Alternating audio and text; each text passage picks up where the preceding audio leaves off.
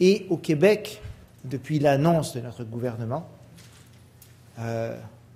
ils ont d'autres soucis actuellement à gérer, mais à l'époque, on a décidé de mettre dans toutes les salles de classe des tableaux blancs interactifs. Un tableau blanc interactif, c'est quoi? Si vous êtes ici, vous le savez, donc je passe rapidement dessus. Différents modèles, différentes versions. Vous avez plusieurs exposants là-bas qui sont là, qui vous montrent différentes options au TBI. Mais en bref, c'est quoi? C'est un tableau avec lequel on peut interagir de diverses façons par son ordinateur en écrivant dessus avec un stylet ou avec son doigt dans certains contextes. Et ce qui est intéressant, ce qui est particulier, c'est que la promotion est grandement faite, je vous dirais, peut-être par 3 groupes de personnes indirectement. Par le gouvernement, par les compagnies qui fabriquent ces produits, c'est normal. On fabrique un produit, on en fait la promotion, c'est tout à fait normal. Regardez les produits Apple, on en fait la promotion aussi. Mais je vous dirais, indirectement, les tableaux blancs interactifs sont... La promotion en est faite aussi par beaucoup de chercheurs universitaires, sans le savoir. On y reviendra tantôt. L'étude la plus citée par les chercheurs dans les tableaux blancs interactifs a été financée par Smart. Mais on ne peut aucunement vouloir à une compagnie de financer une étude sur ses produits. Elle veut savoir si ça marche ou ça ne marche pas. Et Smart, principalement 3 études. Sur ces 3 études, une seule montre des résultats significatifs. Et c'est celle qui est la plus citée par les chercheurs. C'est quand même impressionnant. Donc, ce n'est pas juste le gouvernement, ce n'est pas juste les compagnies, mais finalement, indirectement, les chercheurs aussi qui font la promotion du tableau blanc interactif pour, supposément, augmenter la réussite des élèves. On augmente la réussite comment? En améliorant la pratique pédagogique des enseignants.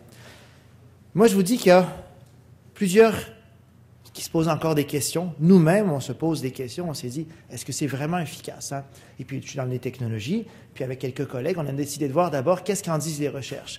On a fait une étude qui s'est terminée il y a quelques semaines dans une commission scolaire du Québec, qui est la commission scolaire, je dirais, la plus technologique. Ils ont, sur 277 salles de classe, 200 tableaux blancs interactifs. On a des résultats trop préliminaires pour vous en parler aujourd'hui, mais on vous donnera quelques éléments de ces réponses, de ces résultats très, très préliminaires. Donc, on se pose des questions et on veut savoir surtout, est-ce que ça a un impact, on l'espère, positif sur l'enseignement ou l'apprentissage? Tu y vas? Alors, je vais laisser Simon présenter l'objectif, la méthodologie et le début des résultats, et j'enchaîne avec la suite.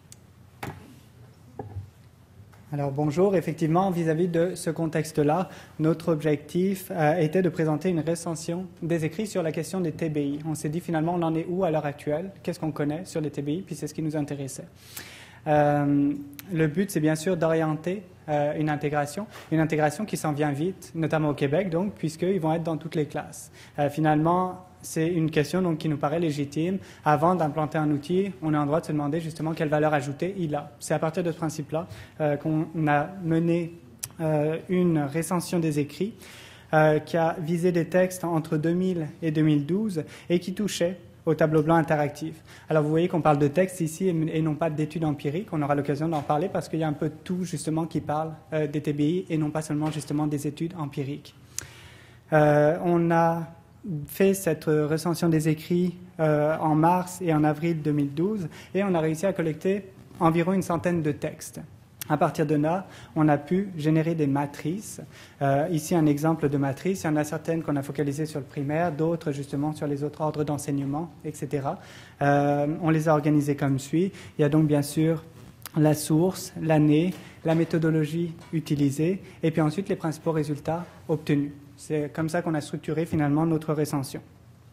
Là-dedans, et en faisant ça, on a bien sûr veillé, pour les remarques que mentionnait Thierry, à identifier quand même les études qui étaient financées par les producteurs de TBI, puisqu'on sait que ça peut être un biais éventuel. D'accord? On va pas accuser d'emblée, mais en tout cas, il y a quand même une attention à porter. On passe maintenant aux principaux résultats qui émergent de cette recension-là. Le premier résultat, c'est qu'il y a de nombreux écrits. Sur les TBI, on en parle beaucoup, puis c'est pas mal actuel comme sujet. Par contre, très peu peuvent être considérés comme des recherches empiriques en tant que telles, c'est-à-dire des recherches où on se donne les moyens d'aller collecter des données qui sont issues des situations d'enseignement-apprentissage afin de vraiment informer, que ce soit pour mesurer ou pour explorer, les avantages pédagogiques de ces outils-là. Un exemple, c'est BECTA. BECTA, la British Educational Communication and Technology Agency, c'est comme l'équivalent d'un ministère de l'éducation spécialisé consacré à l'intégration technopédagogique au Royaume-Uni, pardon. Et il a fait justement une revue de la littérature en 2003. Et un des premiers résultats saillants qu'il observe dans son travail, c'est finalement que les tableaux blancs interactifs permettent d'enseigner davantage devant la classe de façon frontale. Ça peut être surprenant dans la mesure où ça va pas mal à contre-courant de tout ce qu'on peut prôner au niveau des approches technologiques qui visent au contraire davantage la responsabilisation et l'autonomisation des apprentissages par les apprenants plutôt que par l'enseignant. Alors, c'est un résultat qui est surprenant dans la mesure où on pourrait penser que ça nous ramène quasiment à une vieille école, là où, avec les technologies, on prône généralement une innovation, au contraire. Ça pose donc question par rapport à d'autres méthodologies. Justement, ici, on voit le travail en atelier qui correspond davantage, généralement, à des formules pédagogiques qu'on associe à l'utilisation des technologies. Alors, on trouve donc beaucoup d'écrits qui vantent les mérites du TBI. En revanche, là où on peut faire une nuance par rapport aux études empiriques, c'est que beaucoup de ces écrits contiennent en fait des opinions. D'accord ? Des opinions ne sont pas bien sûr achetées. Le problème, c'est qu'elles ne sont pas toujours accompagnées d'une méthodologie rigoureuse qui permette d'en faire justement des résultats empiriques. On est davantage sur un mode journalistique où finalement on va essayer de trouver les avantages en interrogeant ceux qui l'utilisent, mais sans vraiment se donner les moyens de faire quelque chose de rigoureux là-dedans. Les articles où sont évalués les impacts, en revanche, c'est-à-dire les recherches empiriques réelles, sont extrêmement rares. Alors, dans un contexte où l'on prône un retour à certaines pédagogies plus ouvertes, où l'on souhaite justement une diminution de la part de l'enseignant et un accroissement de la part de l'apprenant, on peut se demander quel est finalement le bienfait d'un outil qui justement ramène l'enseignant au devant de la classe avec tout le contrôle que ça veut dire au niveau de la situation d'enseignement-apprentissage. Alors, ça nous amène à évoquer la question du financement de ces études-là. Et c'est là donc qu'on a été amené à justement cibler un peu les études qui étaient financées, de celles qui étaient un peu plus neutres en termes de financement concernant les compagnies des TBI. Par exemple, les revues de la littérature de Glover et Smith indiquaient déjà qu'une grande partie des études qui ont été faites sont justement financées par des compagnies productrices de TBI. Alors jusqu'où justement est l'autonomie? Ça ne veut pas dire qu'elles n'en ont pas du tout, mais en tout cas, il y a un biais possible ici qu'on doit garder en tête. En fait, justement, une des études qui est le plus citée, celle de Damcott, a été financée justement par une compagnie de TBI. Et ici, il est intéressant de remarquer que certaines compagnies de TBI ont mené plusieurs études. Bien, la plupart du temps, celles qui sont le plus citées, c'est celles qui rapportent des avantages, d'accord, et non pas justement des limites ou des nuances. Donc, il y a un biais possible ici. Ces recherches empiriques portent généralement beaucoup sur le primaire. Elles portent assez peu à l'université. Précisément, à l'université, on retrouve les TBI dans le contexte de formation des enseignants, et même pas comme un support à la formation des enseignants, mais comme un objet d'apprentissage. Donc, on va apprendre aux enseignants à manipuler le TBI, mais on ne va pas pour autant l'utiliser dans les cours, pour la simple et bonne raison qu'on n'a pas cet équipement-là la plupart du temps, que les TBI sont dans des salles réservées. Alors, quelques constats où je redonne la parole à Thierry Carcenti. Alors, la recension qu'on a faite montre de façon, je dirais, assez générale. D'abord, il y a des résultats contradictoires. Il y en a qui montrent qu'il y a peu d'impact, pas d'impact. Mais les deux principaux avantages que l'on retrouve, c'est la motivation des élèves ou des apprenants et la facilité aussi de présenter du contenu pour le professeur. Donc, deux avantages principaux. La motivation et la facilité à présenter du contenu, souvent devant la classe, et c'est ce qui est prôné dans beaucoup d'études. Par contre, il y a plusieurs études qui montrent que la motivation ou l'engouement pour le tableau blanc interactif semble disparaître avec l'usage. C'est-à-dire, plus on l'utilise, plus finalement la motivation, c'est pas plus que de présenter avec un projecteur et PowerPoint comme on le fait. Et l'étude qu'on a menée dans la commission scolaire Eastern Townships, étude qu'on a réalisée auprès de 300 et quelques enseignants, 327 enseignants et 2700 élèves, nous donne des résultats similaires actuellement. Ça veut dire une motivation accrue au début quand on utilise le TBI. Les élèves, les enseignants sont très excités par l'outil, mais cet enthousiasme disparaît rapidement. Et ce qu'il faut comprendre de ça, c'est pas finalement, et ce sera finalement notre message important dans notre présentation, c'est la force et la pérennité de l'impact de cet outil sur la motivation, sur d'autres variables aussi, ça dépend surtout de ce que l'enseignant en fait. Alors, le problème, c'est pas le tableau blanc interactif, parce que c'est un outil qui a quand même un immense potentiel. Le problème, c'est les usages qui s'en ont fait. Et je vous donne un autre exemple. Il y en a qui vantent le tableau blanc interactif pour ses capacités à permettre aux élèves de collaborer entre eux. Alors, ils peuvent aller partager des documents, aller sur des plateformes, etc. Mais quand on lit ces études, finalement, le tableau blanc pourrait permettre de collaborer, mais c'est pas le tableau blanc, c'est les outils autres qui sont mis de l'avant sur le tableau blanc qui permettent réellement de collaborer. Donc, la collaboration du TBI n'est pas nécessairement exploitée en tant que telle en salle de classe non plus. Alors, ces études-là nous font miroiter des fois qu'il y a des avantages pour la réussite, pour la collaboration, mais quand on regarde en bout de ligne, la collaboration se situe à d'autres niveaux, à d'autres outils qui sont utilisés, qui sont présentés à l'aide du tableau blanc. C'est comme si je vous disais qu'un rétroprojecteur a un impact sur la collaboration. C'est pas le rétroprojecteur, c'est peut-être plus les outils que je vous montre. Alors, au niveau de la réussite scolaire, ce qu'on peut conclure aussi de la recension qu'on a faite, et la recension aussi sera disponible. Donc, pour ceux et celles qui se posent des questions sur les présentations PowerPoint, elles seront sur le site du colloque quelques jours après le colloque. Il y a quand même 240 présentations, et la plupart des conférenciers nous ont indiqué que ce n'était pas terminé avant leur conférence, mais ça le sera après en général. Et donc, elles seront disponibles pour ceux et celles qui souhaitent la partager sur le site du colloque. Et on fera la même chose. Nous, on mettra aussi disponibles les textes qu'on aura recensés, alors la recension de la littérature qu'on aura faite. Et ce qu'on remarque à l'heure actuelle, c'est qu'il y a très, très, très peu d'impact sur la réussite scolaire qui est documenté dans la recension des écrits. Alors, tantôt, on note dans certains contextes très peu d'impact, voire aucun impact. Tantôt, des impacts minimes dans des disciplines vraiment spécifiques, comme les mathématiques, par exemple, pour les travaux de Swan et ses collègues.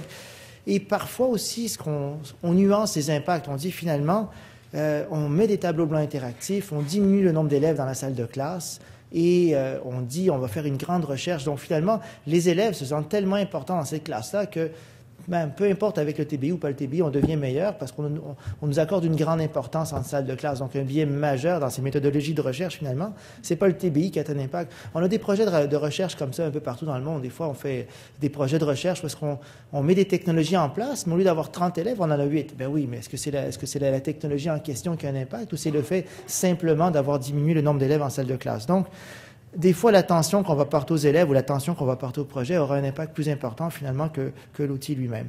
Et il y a beaucoup de recherches aussi qui ont montré, et là c'est tout aussi surprenant, des impacts négatifs du tableau blanc interactif en salle de classe.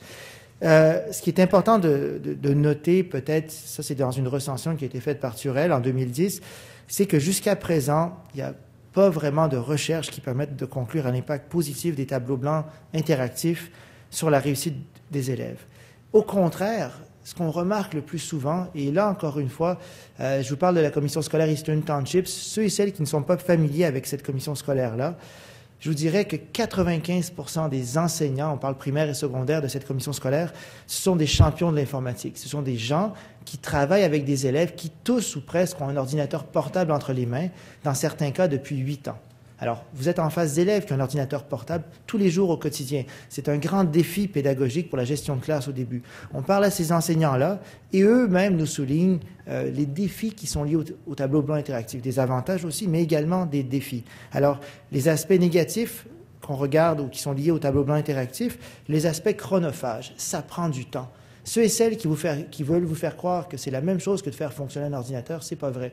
Soit ils veulent vous vendre quelque chose, soit ils ont une subvention pour vous vendre quelque chose, mais ce n'est jamais aussi simple que ça. C'est extrêmement complexe. Et la création de ressources, et particulièrement en français, c'est pas aussi présent encore au niveau de cet outil-là. Et les outils aussi qui sont liés au tableau blanc interactif ont des fonctionnalités beaucoup plus simplistes et beaucoup plus complexes à utiliser parfois que les autres outils qu'on utilise sans le tableau blanc interactif. Donc, de nombreux problèmes techniques aussi, le soutien technique inadéquat, ça viendrait éventuellement diminuer la motivation. Et finalement, la motivation qu'on avait au début quand on a eu l'outil, c'est très peu présent. Il y a d'autres recherches qui montrent, par exemple, aussi que c'est utilisé comme un tableau noir. Et dans certains contextes, on voit même des enseignants qui font rapatrier le tableau noir sur roulette dans la salle de classe, finalement, pour venir écrire au tableau noir. Et le TBI a pris la place centrale, mais il y a quand même le tableau avec la craie qui est présent dans certains contextes. Donc, c'est particulier. Et ça peut nous amener à nous questionner un peu sur les politiques, comme au Québec, d'obliger tous les enseignants, même ceux qui ne sont pas volontaires, à avoir un tableau blanc interactif, un outil qui coûte quand même plusieurs milliers de dollars en salle de classe. D'autres études très récentes ont montré aussi que les enseignants passent plus de temps à gérer les défis technologiques et les défis liés à l'usage du TBI, plutôt que de se préoccuper si leurs apprenants apprennent. Hein? Le but, c'est que ça marche, le TBI. Après ça, si on apprend, on verra ça plus tard, on n'a pas eu le temps. Et ceux et celles qui pensent réellement que les tableaux blancs interactifs ont un impact majeur sur la réussite scolaire, bien, on a juste à regarder l'Angleterre. On a 100% des écoles primaires qui sont munies de TBI depuis 2007, ça fait longtemps. Hein? Et qui est-ce qui est meilleur au niveau des examens internationaux officiels? C'est pas l'Angleterre, le Canada, la Finlande, on est en avant. Maintenant, c'est complexe, ça aussi. Mais il n'y a pas de données qui nous permettent pour l'instant d'affirmer finalement que les TBI vont avoir un impact direct. Alors, en conclusion, je vous dirais que quels impacts on a pu trouver dans la recension qu'on a faite? Des impacts modestes, parfois contradictoires, et je cite textuellement Turrell ici, ce qu'il faut comprendre, c'est qu'il n'y a pas suffisamment de preuves actuellement pour identifier l'impact actuel de telle technologie pour l'apprentissage, que ce soit en termes d'interaction ou de réussite scolaire. Malgré cela, deux impacts qu'on voit apparaître dans certaines recherches, la motivation, au début du moins, et les possibilités de présentation. Je souligne à nouveau quand même le biais des textes scientifiques parce que les chercheurs, eux-mêmes, dans leur enthousiasme peut-être, vont citer les études, surtout qui vont montrer des impacts positifs. Et il a pu citer des 3 financés par SMART. Et moi, je crois que c'est tout à leur honneur parce qu'ils ont financé 3 études qui ont été plus diffusées que d'autres. Et parmi les 3, une seule montre des impacts positifs.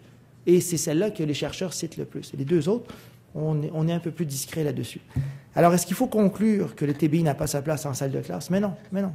Hein? Ce qu'il faut conclure, finalement, c'est qu'il n'y a pas de recherche pour montrer ça. Investir, comme on le fait au Québec, $250 million pour une technologie dont on n'est pas convaincu à 100%, obliger des enseignants qui ne l'ont pas voulu à l'avoir en salle de classe, on risque de faire face à des usages qui n'auront pas d'impact sur la réussite des élèves.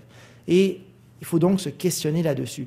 Et on se dit que finalement, à l'instar des autres technologies qui ont déjà été ou qui seront dans le futur intégrées, ce sont les enseignants qui font la différence et les contraindre à utiliser une technologie. Je ne suis pas convaincu. Alors, on avait prévu laisser quelques minutes pour des questions. Nous en sommes là. Alors, on vous remercie.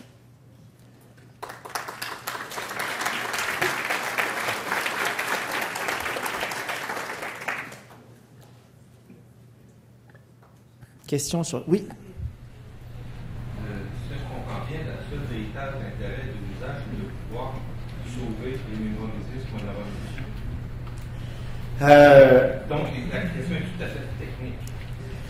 Il y a d'autres... Il y a des... je vous dirais que le potentiel des TBI, il est immense. Il est bien plus que ça. Les usages qui en sont faits, qui sont documentés, sont beaucoup plus simplistes. Alors, certains l'utilisent uniquement comme un projecteur. Et c'est un projecteur qui vaut quand même cher, on s'entend. Alors, certains l'utilisent comme un projecteur, d'autres vont dépasser ça, donc vont pouvoir annoter leur projection et enregistrer ce qui est fait. Et c'est une minorité qui va faire ça et qui va le partager, encore une minorité. Et quand on cherche des usages plus interactifs, où est-ce qu'on peut séparer, par exemple, son TBI en divers cadrans et amener les élèves à l'écran et leur faire des choses interactives avec eux, parmi les usagers des TBI, de ce qu'on a pu voir dans les recherches et même de ce qu'on a pu constater dans l'étude qu'on a faite dans la commission scolaire Eastern Townships pour l'instant, parmi les usagers, on est en bas de 10% de ceux qui exploitent le plein potentiel de l'outil. D'où le questionnement qu'il faut se poser avant d'en imposer l'usage de façon générale pour tout le monde. Donc, l'outil a un grand potentiel, mais c'est ce qu'on en fait des fois, pas qu'il pose problème ou qui ne convient pas nécessairement à sa pédagogie. Oui? C'est pour Internet. Ils sont à peu près 1000 à nous voir en ligne, alors faites attention.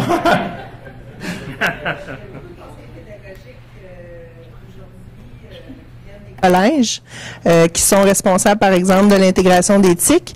Moi-même, dans mon collège, avec une consultation qu'on a fait, une journée de réflexion sur l'éthique, l'interactivité en classe ou l'efficacité en classe avec des télévoteurs, des TBI et tout ça, c'est le sujet qui est ressorti le plus fort en termes de motivation de l'enseignant à vouloir exploiter et apprendre ça. Puis en même temps, ben on sent justement avec l'information qui circule, il y a des collèges qui disent on passe par-dessus le TBI, on s'en va direct à la tablette, etc. Devant cette motivation, avez-vous des conseils à donner aux conseillers pédagogiques pour justement qu'on apprenne aux enseignants à l'exploiter, ce potentiel-là, et où est-il, ce potentiel? Comment on peut le connaître, ce potentiel? Ben, écoutez, je vous inviterai à lire la liste de textes qu'on a mis dans la recension qui pourront peut-être vous donner des pistes, mais on n'a pas fait d'études au collégial, mais je peux vous dire qu'à cause de divers contextes, j'ai été amené à visiter certains collèges de la région de Montréal. Certains ont mis des TBI. Je ne vais pas les nommer, mais ils ont mis des TBI. Et alors, il y avait un engouement des enseignants au début. Oui, on voudrait un TBI, on voudrait, ils en ont mis. Ben, en général, voilà, ils ne sont pas utilisés. Ils sont présents ou très, très peu utilisés. Et finalement, quand on regarde les usages, et encore une fois, on n'a pas fait d'enquête au collégial, on s'en sert comme projection. Alors, si on a besoin d'un projecteur, c'est un projecteur, un TBI, il faut d'autres usages finalement qu'un écran de projection. Et je pense pas qu'il y ait une espèce de linéarité. C'est pas après le TBI dans les étapes on est rendu au iPad. C'est deux choses, c'est deux outils différents, je pense. Je veux dire, moi, en tout cas, mon opinion personnelle, ce serait, oui, d'amener ça dans les collèges tout à fait pour voir finalement quels usages vont être faits, de donner des formations efficaces, mais l'erreur à faire, ce serait de l'imposer dans toutes les salles de classe. À ce moment-là, ce serait l'erreur qu'on est en train de faire au Québec actuellement, d'imposer ça dans toutes les salles de classe. On va se retrouver avec des enseignants qui ne veulent pas l'utiliser, qui vont faire comme ils ont fait dans d'autres pays, qui vont ramener le tableau avec la craie ou des choses, ou des outils, autres outils, pour faire autre chose qu'avec le TBI, ou qui vont l'utiliser uniquement comme écran de projection. Moi, je vous dirais d'aller de l'avant, mais de façon peut-être plus intelligente ou plus stratégique, avec quelques TBI mis en place, qu'on regarde un peu les usages qui en sont faits. On en a dans nos universités aussi. Ils sont peu utilisés encore. Ça veut dire on s'en sert comme écran de projection. C'est cher comme écran de projection quand on regarde les prix, là. Madame de Serres. Est-ce que vous avez été donné de contrôler la variable enseignant et d'observer sur cette même personne-là qui utiliserait pour enseigner une même matière, tantôt le tableau blanc, tantôt le tableau noir, et de voir l'impact sur les apprentissages? Dans la recension qu'on a faite, il n'y a pas eu d'études. On a réussi à contrôler la variable enseignant, c'est quand même complexe aussi. Mais ils ont tenté il y a plusieurs études empiriques qui ont tenté de contrôler, si on veut, les résultats des élèves avant et après l'usage du TBI.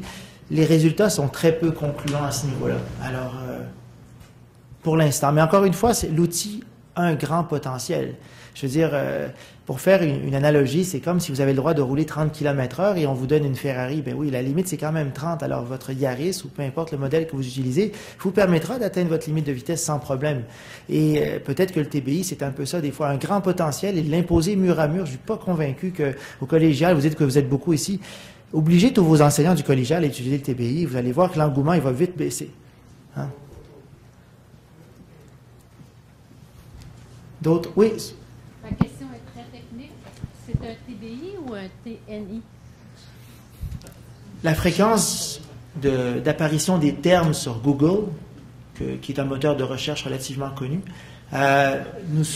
nous incite à dire TBI, mais il y en a qui parlent de tableau numérique interactif. Alors, voilà. Mais TBI est pas accepté, c'est le plus... Au niveau de la fréquence des usages, c'est le plus courant. Puis avec aujourd'hui, comme vous êtes nombreux, puis on est sur Internet, ça sera encore plus. Je ne fais pas la guerre au TNI, mais bon, voilà, sur le discours sémantique, je préfère TBI pour l'instant, mais les deux me conviennent. D'autres questions, interrogations, partage d'expériences liées au TBI? Oui?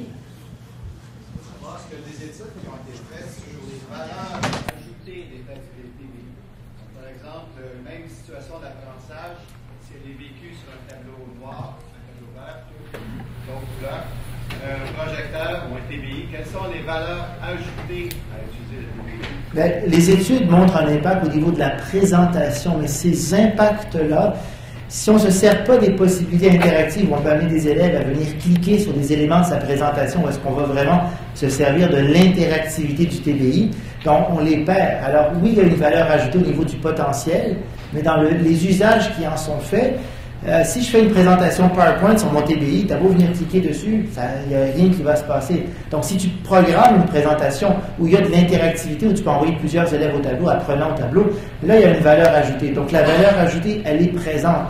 Le problème, c'est que c'est chronophage, ça prend beaucoup de temps. Il y a moins de ressources en français parce que c'est quand même c'est relativement nouveau, en tout cas dans le monde francophone, comme technologie, c'est pas nouveau, mais c'est relativement nouveau. En tout cas, il n'y a pas énormément de ressources. Ça prend du temps et les défis techniques sont majeurs. Alors, à l'université, quand on a suivi notre formation avec notre TBI, on était arrivé au début, puis les clickers ne marchaient pas, tu as été éjecté de la classe, tout ça et tout. On était 12 dans la formation.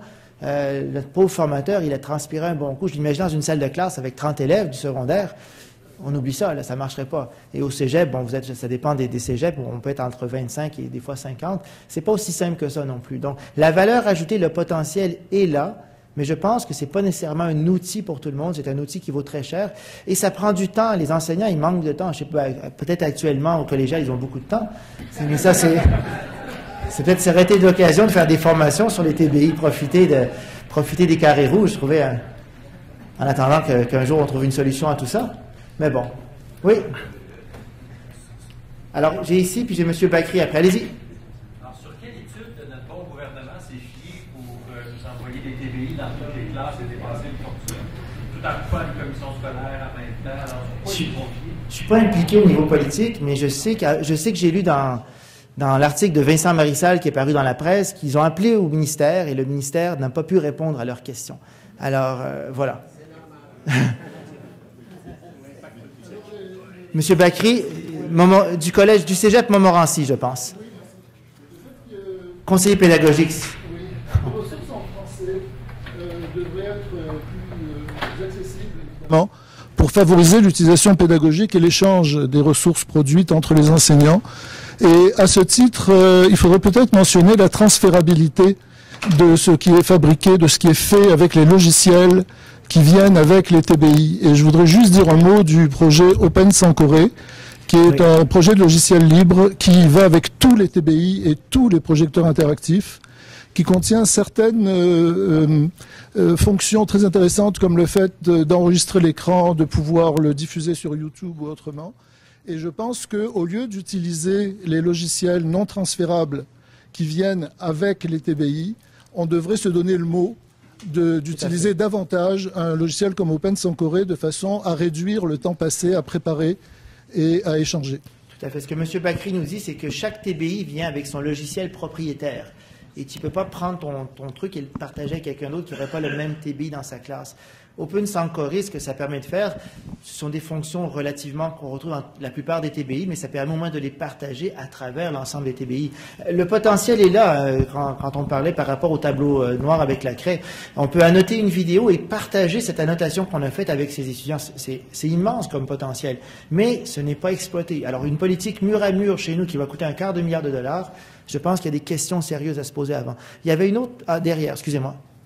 Oui, est-ce que les différentes études ont pu constater que le TBI était plus efficace dans certaines matières en particulier, je pense à la géométrie, ou est-ce que, parce que là on parle de l'enseignement en général, mais peut-être que le TBI, ça s'applique. Il y a une étude particulièrement qui a traité de mathématiques, donc de géométrie notamment, parce que bon, pour les aspects spatiaux et tout ça serait mieux maîtrisé, encore une fois, quand on amène les élèves au TBI pour interagir, pour mieux comprendre un peu comment calculer la superficie, l'aire d'un prisme ou des choses comme ça. Donc, l'étude de Swan en 2008, elle a montré vraiment des avantages, c'était pas à grande échelle, mais quand même des avantages au niveau des mathématiques. D'autres études ont montré des avantages en sciences. Mais les avantages qui sont soulignés en sciences, quand on regarde les écrits, ce sont les mêmes avantages que si je vous présenterais une vidéo avec mon PowerPoint. Alors, mais par contre, en mathématiques, il y avait l'aspect manipulation qui était dans ça et qui permettait finalement d'exploiter les caractéristiques du TBI. C'est tout le temps dont on dispose. Je suis désolé. Je vous invite à passer à la plage J4, le prochain. Merci encore. Et puis, si vous avez des questions, on est en contact et vous googlez nos noms. On pourra répondre à vos questions. Au revoir. Merci.